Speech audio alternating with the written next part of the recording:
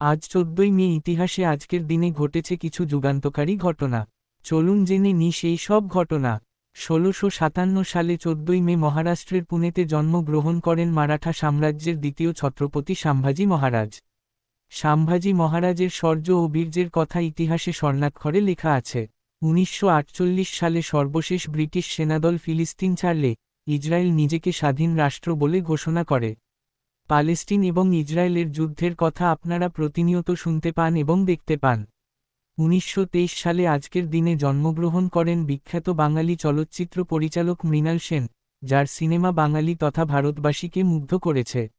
১৯৮৪ সালে আজকের দিনে জন্মগ্রহণ করেন বর্তমান সময়ের সবচেয়ে জনপ্রিয় ব্যক্তি মার্ক জুকারবার্গ, যিনি আমাদের মানব সমাজকে ফেসবুক নামক সোশ্যাল মিডিয়ার মধ্যে দিয়ে সবাইকে এক সূত্রে বেঁধে রেখেছেন।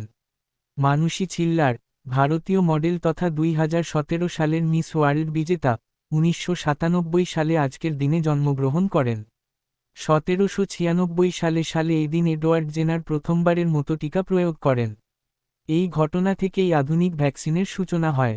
১৪ই মে পালিত হয় প্যারাগুয়ে জাতীয় দিবস বা স্বাধীনতা দিবস, এবং ১৪ই মে পালিত হয় জাতীয় শালীনতা দিবস বা ন্যাশনাল ডিসেন্সি ডে। এছাড়াও পালিত হয় বিশ্ব স্টেশনারি দিবস, জাতীয় অভ্যর্থনা দিবস। তাহলে বন্ধুরা, কোন ঘটনা আপনার বেশি পছন্দ হয়েছে অবশ্যই কমেন্ট করে জানাবেন।